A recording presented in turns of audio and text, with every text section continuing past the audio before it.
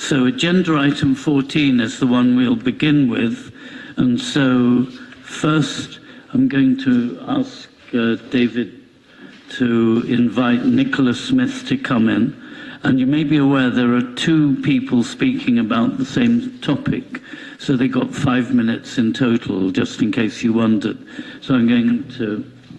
Hello. You and Ian have a total of 5 minutes, so we'll let you know when 2.5 minutes have passed. Okay, thanks a lot. That's great. Hi everybody, my name is Dr. Nicholas Smith. I've been working as a paediatrician in the NHS since 2013, including in the John Radcliffe, and I'd like to support the proposal on plant-based food and sustainable farming. So, animal agriculture is a major driver of the climate and ecological crises which are directly impacting human health. I'm a bit short. It is clear that a global shift to a plant-based diet is necessary to prevent the looming catastrophe. The Eat Lancet Commission's Planetary Health Plate, designed to keep the food system within planetary boundaries, is 87% plant-based, with animal-derived foods being strictly optional. But aside from the significant impact of diet on climate change and the subsequent consequences of this for human health, there's also substantial evidence that a plant-based diet can directly benefit individual health. Poor diet is now the #1 cause of death and disability in the UK, resulting in rising burdens of obesity, cardiovascular disease, diabetes and cancer. A whole food plant-based diet has been shown to reduce the risk of these diseases, improving health and longevity, as well as reducing the burden on our health services. A whole food plant-based diet is one consisting of fruits, vegetables, whole grains, legumes, nuts and seeds with few or no animal products. The Eat Lancet Commission estimated that a whole food plant-based diet could prevent 11 million deaths annually. Plant-based diets promote health via a number of mechanisms. These foods are mostly low-calorie, yet have a high nutrient content, including fibre, polyphenols, unsaturated fats, and anti-inflammatory and antioxidant compounds. Plant-based diets are often low in saturated fat and have a high fibre content and are associated with a healthier gut microbiome and lower levels of inflammation. According to the British Dietetic Association, well-planned plant-based diets can support healthy living at every age and life stage. If a variety of healthy whole foods are included, this diet can be both balanced and sustainable.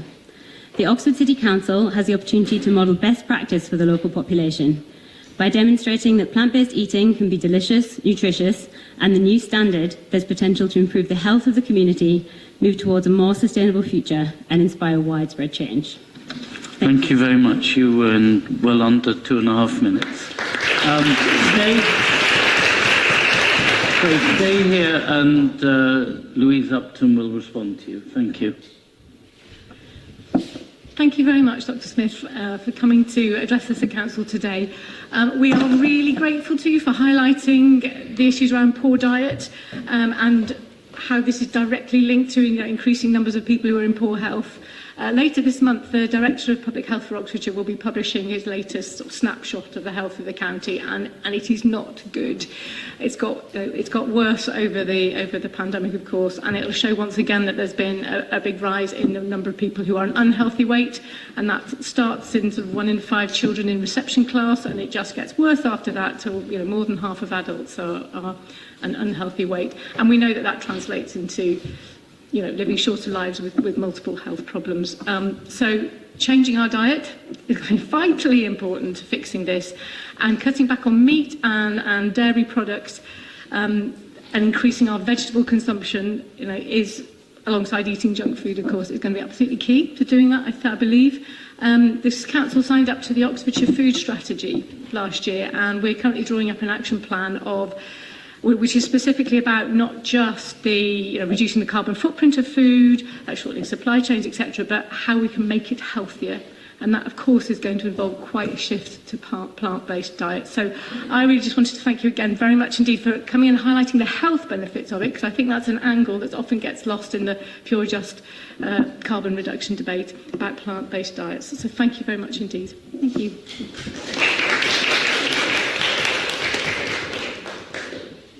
Ian, yes. Sorry.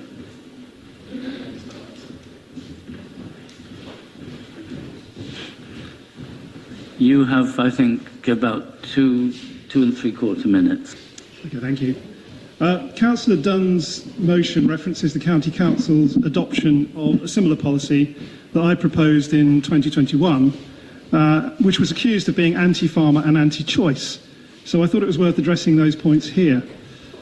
The vast majority of the meat and dairy consumed in the UK is not locally produced, often not even UK produced. Instead, it comes from intensive farms relying on feedstock grown on land cleared in some of the most environmentally sensitive regions on the planet.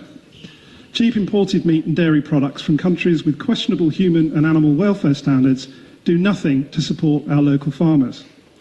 Whilst intensive farming can have damaging environmental consequences, smaller local farms can be part of the solution, not only as a vital link in our more sustainable food chain, but also as stewards of the rural landscape we all need and love. In Oxfordshire, we already have roughly twice as much farmland devoted to arable compared to livestock. The growing fruit and vegetables is by far the most efficient use of land, but whilst market gardens are one of the fastest growing and profitable forms of agriculture, fruit growers are struggling to survive and need support. I have no doubt that local farmers will continue to produce meat and dairy for the foreseeable future, and no one is seeking to change that in the short term. But to make small-scale farming a commercial proposition, consumers have to be prepared to pay a fair price for what they produce. By reducing our consumption of cheap, intensively farmed meat and dairy, and eating less but better quality, locally produced foods, we can support local farmers and ensure that they can continue to make a living. In terms of free choice, neither the County Council policy nor Councillor Dunn's motion seeks to restrict what people eat in their daily lives. That will always remain their personal choice. Equally, it's every councillor's choice to eat what they want. The only difference is that our councils will not be offering potentially climate-damaging options. They will be instead setting an example by showing that even a small reduction in the consumption of meat and dairy can have a big impact on climate change and public health. So I hope members will agree that such a lot of benefit for such a small change has to be worth doing, and will support this motion and join with the many other authorities who have already enacted similar policies or are planning to do so in the near future. Thank you.